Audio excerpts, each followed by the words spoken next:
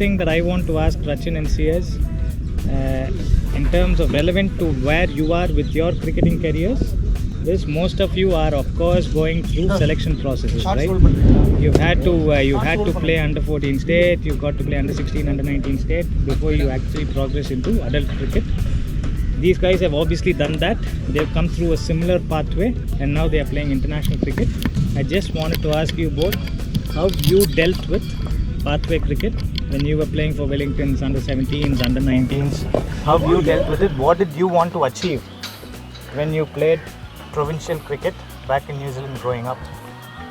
You start, bro. Oh, just try and have some fun with my friends. Just because cricket's meant to be fun and you're meant to enjoy it and not worry too much about selection. And yeah, just enjoy it.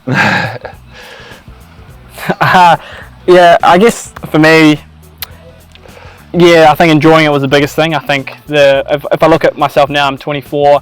I look back at age group cricket, and those were like my most like fun times playing. You know, I was playing with mates I'd grown up with, people I've played cricket with since I was 9, 10, 11, 12 throughout the system. So for me, that was really enjoyable. I never really saw my teammates as competitors or anything like that because we all wanted to win. We all wanted to win the tournament. We all wanted to win games of cricket for our state or team that we're playing in. So for me, it took away the selfishness and all that because we were all sort of driving collectively as a group to what we wanted to achieve. But then secondly, too, it was more like, okay, yeah, you get to compare yourselves with, similar cricketers around the same age around the country, whatever it is. But for me, it was just trying to get better and realising the competition within cricket is yourself. You're not trying to be better than the next guy. You're not trying to, compare yourself against others or prove others wrong or for me to prove to my coach that I'm good enough or prove to the world I'm good enough doesn't actually matter. End of the day, you're building your own house, and for me, that wasn't what's important. I was, I guess, focused on my own game and being a good teammate, and I think it's easy to lose sight of that, especially when you're competing with guys along the same age group. Okay, thank you. I think the key, having known both of them for a while now, is again, seriously, he's a man of few words. But if I'll have to just give you an insight into him, right? Every time Wellington used to lose a game of cricket, if there was one person who was really upset and really angry, obviously he's a fast bowler, right? Angry fast bowler, not quite, but he used to be very upset with every loss that the team has, right? And as Rachin said, often we can get carried away with what we are doing, but if it is not going to ultimately help the team, then there is very little purpose for what your scores have helped achieve for the team. So from that perspective, I just want you to reflect. But again, the culture in New Zealand is slightly different from the culture of India, right? When you have a lot of these cricketers, they are pretty well qualified education wise. Most of them do well in education, right? CSE himself, he is studying to become a lawyer, and Rachin is qualifying to become get into the finance industry. So while we know that these players are currently playing international cricket, they are also actively pursuing education, but equally I have known both of these guys from when they were young, both really good at education too.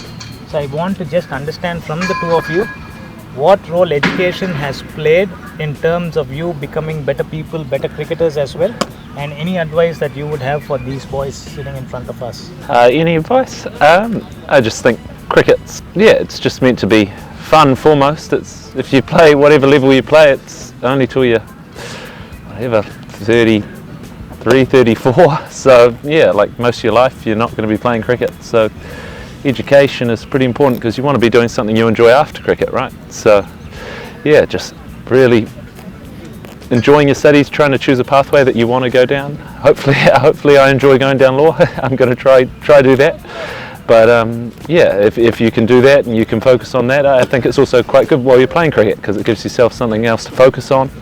Not worry too much about your cricket because your cricket's just meant to be fun, enjoy your cricket, and so it helps grow you as a person, and it's pretty important. It was very important, I think. Thanks, Izzy. Yeah, it's pretty hard to say anything else on top of that, Susie, but I think for me it's more than just being a cricketer.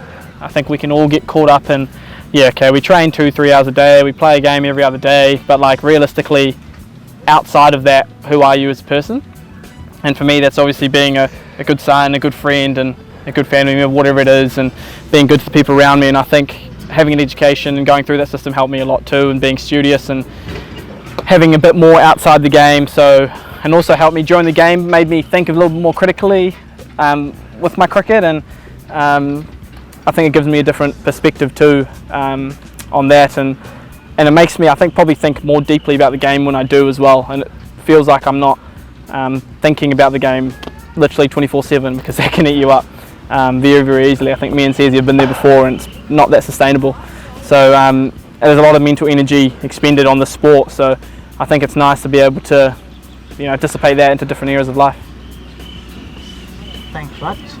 Any questions, boys, from your end? Anyone with any questions that you may want to ask?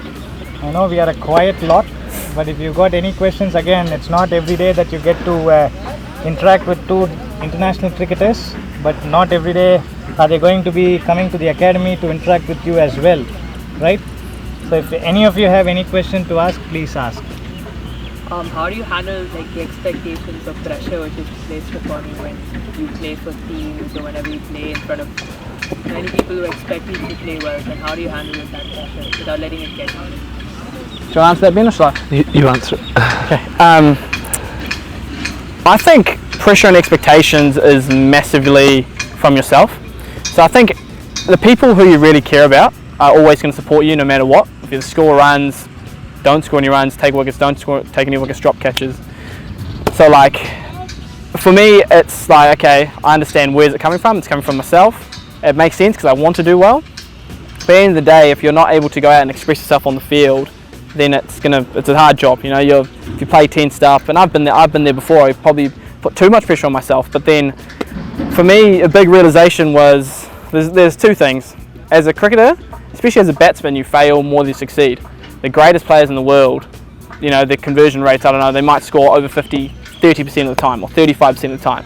So there's a lot of comfort in that. You know, it's like, well, I don't have to go out and be scoring hundreds every time I bat. As long as I'm learning from each success, every failure, then you know, I'm getting better as a cricketer. And also, the expectation for me comes from, I've hit 1,000 balls in the nets, I should be better. But also, like, there's a lot of uncontrollables in this game. I think accepting that, and you know, going forward, you do what you do. I'm not saying you take things lightly. You control what you can control. Be specific in training. Have a purpose, and have that process. But then at the end of the day, there's a lot of things that can happen in a game. You know, bowler can bowl a really good ball. Umpire might give you out or whatever it is. And for me, that takes, I surrender myself to what's happening in front of me. You know, being like, okay, I've done all I can. I can just watch the ball and do my thing. And I guess like with the crowds and stuff, it comes down to like what's important now. Like, okay, yeah, it's cool to have all this. It's cool to have the bright lights and the TV cameras and World Cups and whatever it is. But it's important to realise it's literally just a bat and ball game. You're focusing on that one ball, right? That one ball right now that's coming at you, and that's the whole thing about being present and being in the moment. For me, it's like, okay, that ball's coming down. That's what's important.